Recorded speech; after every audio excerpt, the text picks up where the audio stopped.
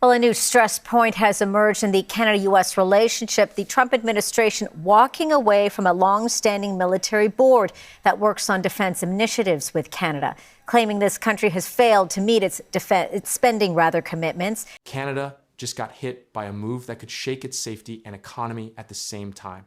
The United States suddenly stopped a military defense board that helped protect both countries for many years, while also adding new trade penalties on Canadian goods. Now, Canada lose trust, money, and support from its biggest ally. The United States is pausing a long-standing joint Canada-U.S. military board. That's according to the U.S. Undersecretary of Defense, who says Canada has failed to make credible progress on its defense commitments. In a post on social media, Elbridge Colby says his department is pausing the permanent board, quote, to reassess how this forum benefits shared North American defense. Elbridge Colby, the United States Undersecretary of Defense for Policy, posted on social media that the Pentagon is pausing the Permanent Joint Board on Defense, a bilateral military advisory forum that has existed between the United States and Canada continuously since 1940. Colby said his department is pausing the Permanent Joint Board on Defense to reassess how this forum benefits shared North American defense, and that the United States can no longer avoid the gaps between rhetoric and reality. The announcement was made without prior diplomatic notification to Ottawa and came on the same day the U.S. Department of Commerce published countervailing duties on Canadian mushrooms in the Federal Register, adding a second trade action to a bilateral relationship that is already strained across multiple sectors. The Permanent Joint Board on Defense was established on August 18, 1940, through the Ogdensburg Declaration signed by U.S. President Franklin D. Roosevelt and Canadian Prime Minister William Lyon Mackenzie King. It predates NATO by 9 years.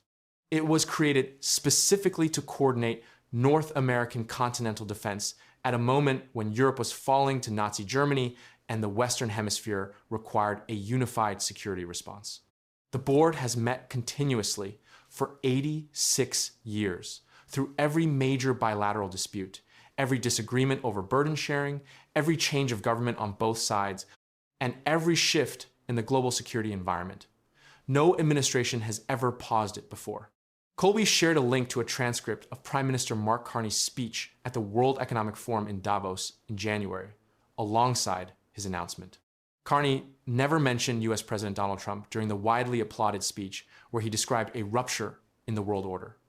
The speech was delivered in January 2026, more than 4 months before Colby's announcement. The gap between the Davos speech and the PJBD pause announcement raises a specific question about what triggered the timing on May 18th, a question that remains unanswered in Colby's public statement.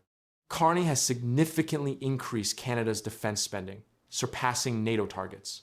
Canada reached the NATO 2% GDP defense spending threshold this fiscal year, a commitment the alliance has been pressing members to meet for more than a decade, and one that Canada had not met under the previous government. Canada has also committed to reaching 5% by 2035, backed by an additional $80 billion in defense spending over 5 years announced in Budget 2025. The Canada Investment Summit is co-hosting defense financing conversations. The Defense, Security and Resilience Bank, NATO's new multilateral defense financing institution, chose Canada as its headquarters after a unanimous vote among participating nations. The Saab bombardier GlobalEye won the NATO AWACS contract that Boeing had held since 1982. By measurable output criteria, Canada's defense trajectory over the past 18 months has moved substantially toward alliance commitments. Colby's claim that Canada has failed to make credible progress on its defense commitments sits in tension with those documented facts. His announcement did not specify which commitments Canada had failed to meet or what evidence supported the characterization. The statement linked to the Davos speech rather than to any defense capability assessment or NATO readiness review. Former Conservative leader Erin O'Toole called the move profoundly misguided and said the timing was strange following Trump's trip to China. In a post on social media, O'Toole said, "Canada has been and will be an ally that shares values of liberty." O'Toole, who served as conservative leader and shadow defense critic before entering his current role, is not a Carney government ally, making his characterization of the PJBD pause as profoundly misguided a cross-partisan rebuke of the American decision rather than a partisan defense of the current government. The timing O'Toole flagged is specific and documented. Trump concluded a visit to China in the days immediately preceding Colby's announcement. The visit was framed publicly as a diplomatic engagement on trade and economic issues. The decision to pause the oldest bilateral military advisory forum in North American history within days of a presidential visit to China, at a moment when geopolitical uncertainty is heightened by the conflict in Iran and the closure of the Strait of Hormuz, raises questions that Colby's social media post does not address. With geopolitical uncertainty heightened by the conflict in Iran and closure of the Strait of Hormuz, it's unclear what led Colby to announce the pause of the Defense Board with Canada at this moment. NORAD, the North American Aerospace Defense Command, the operational binational defense arrangement through which the US and Canada jointly monitor and respond to aerospace and maritime threats to North America, remains in effect. The PJBD pause affects the advisory forum, not the operational command structure.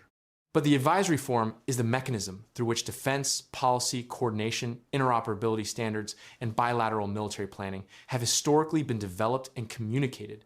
The PJBD pause arrives in the specific context of a Canada-US relationship in which the United States has applied 50% tariffs on Canadian steel and aluminum, automotive tariffs inconsistent with CUSMA's own provisions, countervailing duties on Canadian mushrooms, and sustained pressure on the bilateral trade relationship while the CUSMA review deadline of July 1st approaches.